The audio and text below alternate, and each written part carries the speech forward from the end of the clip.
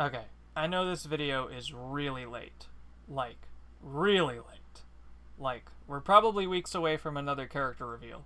But here it is, the 20th something Smash Ultimate roster video on YouTube. I waited on this because I really wasn't sure the direction they were going to take with this game's roster, and also because I'm a lazy bum sometimes. But now I have somewhat of an idea. This game will probably be the first we've seen that will give us all the highly requested choices we want, and also a fair number of Echo Fighters. And all that despite potentially having the lowest count of newcomers in any Smash game. But yeah, this video is just about who I think is going to be added to the game from this point forward. So let's jump on in there already. Before we talk about the newcomers in general, let's get this elephant out of the room. Hello, darkness, my old friend. Some damage. We good? Okay. So I'm predicting a grand total of 8 newcomers and 5 new Echo Fighters, meaning only 6 more characters left to be revealed.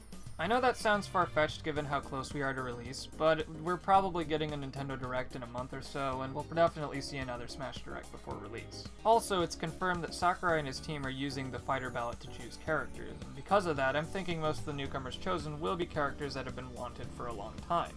Also, let's get this other elephant out of the room real quick. Holy shit. See, this is what I want them to do with Echoes, make them look at least a little different.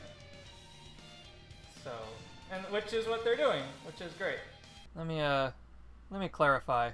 First off, I was drunk on hype when I said that, and I've since mellowed out about Echoes. But that doesn't change the fact that I really hated Dark Pit and Lucina, and the fact that they were added to Smash 4 because they had extra time. I've always felt like if a character gets in Smash, they should be unique.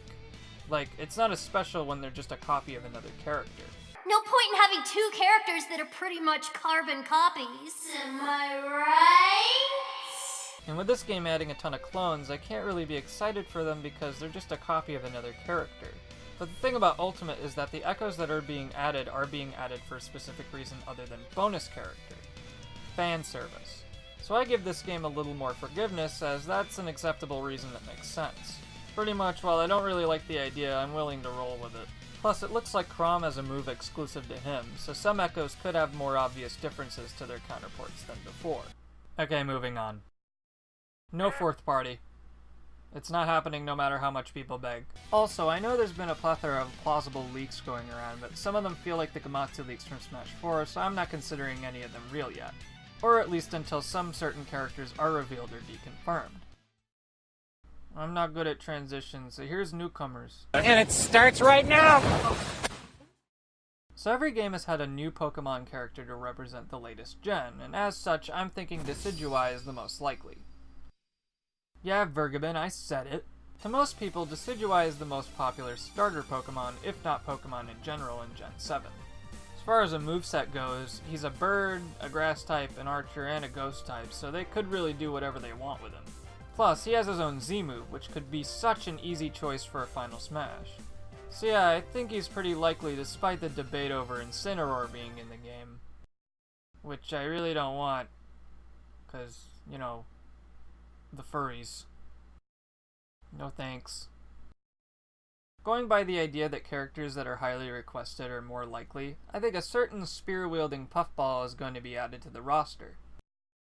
I'm of course talking about Spear Guy. Nah, just kidding, it's Bandana D. As of Star Allies, he is considered a part of the main Kirby cast, and since Smash 4, his popularity has skyrocketed. If you know anything about the D, you'd know his fanbase is very vocal, on par with other already confirmed Smash contenders. Also, his moveset shouldn't be that hard to come up with. It's just a spear.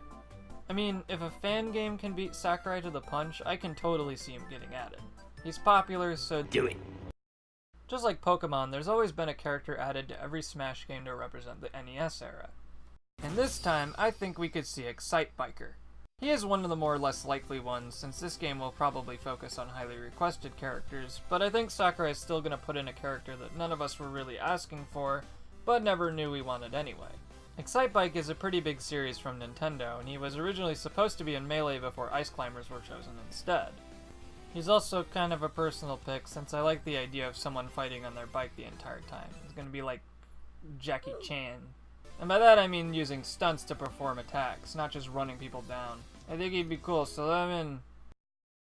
The last third-party character will most likely be Geno. With how many long-awaited fighters we're seeing, it's probably happening. Heck, Sakurai himself said he wants him in. And now that Nintendo has rekindled their relationship with Square, I think it'll be way easier to get the rights to use him. Not much to say about this other than I think he's kind of a shoo-in at this point. He has a lot of good moveset potential, and people want him, so yeah, kind of a recipe for success. So with the announcement of Richter, the unwritten rule of third-party franchises having more than one rep has been squashed. Sorta, kinda. I think they're probably going to limit it to Echo Fighters. I mean, if they wanted these kinds of characters to be original, why is Zero an assist? But I do think we will get another highly requested It Shadow. I think we'll finally appease all the edgy 2000s kids and add in Shardo the Hedgehog. However, like Chrom, I think they're going to make him a little different than Sonic, giving him moves like Chaos Spear and a teleport as his recovery. Plus, Shadow's fans are really into him. Like, really into him. So I think we're going to see him pretty soon. Whether we want to or not. And then we got the other Echo Fighter. I'm predicting it'll be Black Shadow. A lot of people are saying Isabelle's probably more likely, but I don't put my trust in leaks, so... I always thought it was kind of weird that Earthbound had more representation than F-Zero, since both have about the same level of popularity by its fans. The problem with F-Zero, though, is that there really aren't any characters in its cast that could be unique or important enough to be in Smash. So I think we'll be seeing the main villain of F-Zero, Black Shadow, be an echo of his mortal enemy. Black Shadow fulfills at least one of those roles, and could have some differences from Falcon to make him a little more unique. Though I'm not entirely sure what they can do to make him far enough from Ganondorf. Either way, he could show up, and if he doesn't, then Isabelle is probably my second pick for the second Echo Fighter.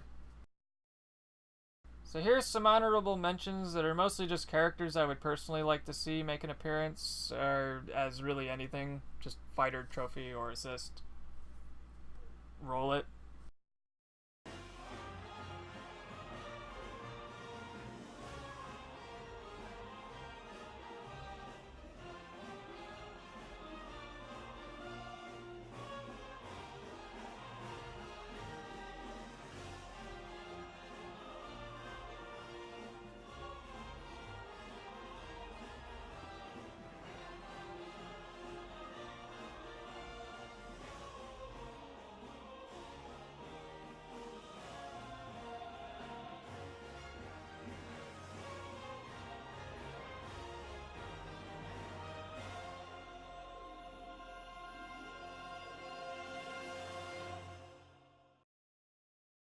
So here's the roster, I think.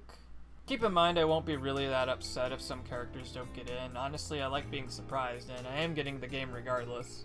But I do think there is a limit to what I believe to be acceptable. Like, I would not buy this game if this asshole got in. But so far, this game is looking like it's living up to the title of Ultimate.